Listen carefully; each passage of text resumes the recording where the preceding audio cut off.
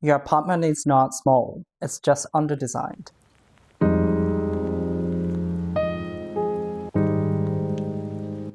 Hi, my name is Yohan. If you like intellectualizing everything, especially design, as much as I do, then I hope you stick around. We have a lot to talk about. We're going to talk about day-to-day lives, how the space affects us, and how to design better to utilize your limited space. It's been so gloomy lately. The winter in Berlin has come in full swing. And on days like this, you just want to have a cup of coffee and someone to cuddle. But unfortunately, cuddling isn't something that I can do by myself. So you get me turning on the camera, talking about how COVID has changed our needs about small space living. COVID showed us something really important, that our homes were not really designed to be lived in 24/7, right? If you think about it, before COVID and before lockdown, our activities, living experiences extended beyond the walls of our homes. But since COVID lockdown, we had to do a lot of things at home. Our home became the gym, library, and the cafe. Most homes were not prepared for this kind of a shift. The home had to perform all these roles at the same time. Naturally, the space feels a lot more smaller than they were designed to do. I've been a big fan of the YouTube channel Never Too Small, and they introduce amazing small space renovations around the world. But the designers on that channel don't always explain why things work. They explain what they did, but not why it works. So today I wanted to break that part down. And to do that, I wanted to introduce a project featured on their channel by Jota Jota Architectural Studio, based in Madrid. Their approach to introduce a volume of furniture to change the way you interact with the space is basically my unfinished master's thesis. If I had finished it, it would have looked something like theirs. So it was really interesting and personal for me to see their video and project come to fruition, because it kind of felt like somebody secretly and quietly finished my homework. If you ask me, at the heart of small space living is how to manage and change our perception of the space, how to make small spaces feel bigger and larger and more spacious and generous than it actually is. And how do we do that? There are three major ideas for me to make your space feel much larger than they are. The first thing that comes into my mind is zoning. Zoning is, simply put, organizing your space by function. But what it does is that it creates a mental map in our head. But the mental map doesn't have to match exactly with the actual square meters of your place. In this Jota Jota Studio's apartment, they divide the space into three main functions: the living zone, the service zone, and the resting zone. And what's brilliant about their design is that they made these in-between spaces that can be used multiple times throughout the day. This interim and in-between spaces with overlapping functions in their space is going to make you feel like the space is much larger, because you're using the same space for multiple times a day, right? If you're only using 50% of your house for the 90% of the day, your space is going to feel much cramped and much smaller than it actually is, because a lot of your space is sitting idle by. But when the functions overlap between different zones, it would feel like your home has more bandwidth. In my own apartment, I have different zones, but my bedroom doubles as a dressing room. My table becomes a dining table, a workstation, sometimes a bar as well. My TV spins both ways so that I can use both my lounge area and my sleeping area as an entertainment zone. In a small space housing, one zone has to have multi-function, otherwise the zone is going to be just waiting for that one particular special moment of the day to be used, like a diva with only one liner in a musical, right?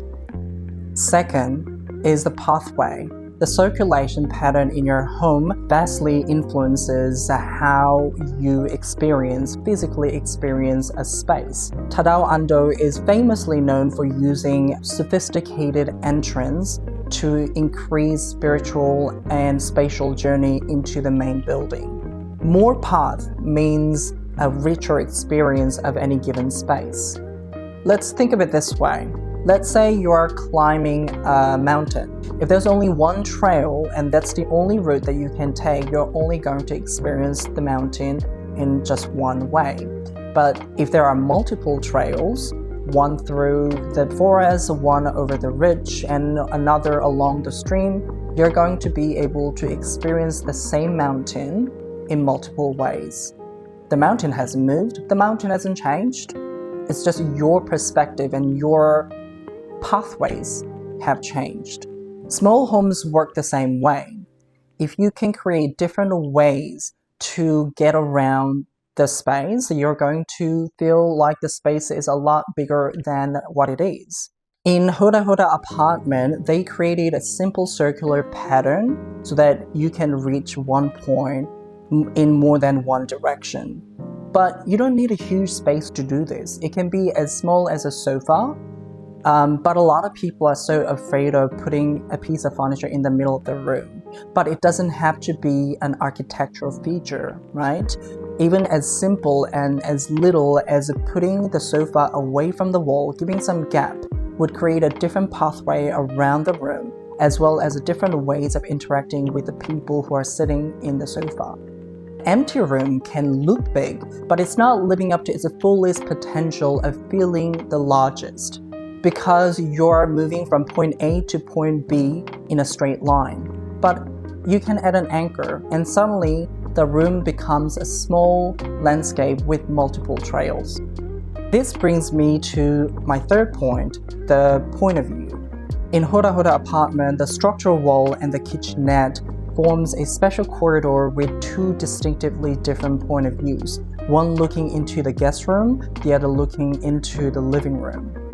And even the kitchenette, with its opening in the center, acts as a portal that kind of bridges dining and the cooking areas. And what is especially clever is how the designers included these folding doors to allow the residents to literally reshape the space and thereby changing the perspectives. Closing one door adjacent to the living room, now suddenly guest room extends into the dining area, and close the other one creates a very cozy private dining experience that still looks onto the other side of the kitchenette, where the host is cooking and still be able to talk to the guests, right? Every configuration creates a new way to experience the space, a new way to interact with other people and the space, which really enriches your own experience in the space. There's also a subtle trick in making the space just appear visually larger and longer as well. The key is to connect the lines. The designers focused on keeping the lines straight between the kitchenettes and the walls so that it almost functions as a line that connects to the vanishing point, right? And they also use this bold color scheme to define the functional areas, which I think they took a page from the Bauhaus book, to really make the design appear more intuitive. And the best part of all of this is that you don't need a huge budget or full-scale renovation to recreate these ideas, right? You can easily use IKEA pieces or secondhand furniture, and as long as you understand the principles, create zones with overlaps, think about the pathways, how you move around the space, and also think about how your perspective shifts as you move through different pathways. Because at the end of the day, making a small space feel big is not magic, it's design. And if you guys haven't still checked out the video, please go and show some love and check out the video, because I feel like the screenshots don't really do their design justice. So let me know if you really like this kind of a content, and I should make more of this kind of architectural breakdown kind of a video so that you guys can get more ideas from great designs that are already available on the internet. And until then, I hope you guys enjoy your day. Thank you so much for coming back, and I hope to see you guys soon again. And I will come back with some more interesting intellectualization of design concepts. Okay? All right. I'll see you guys later. Bye bye.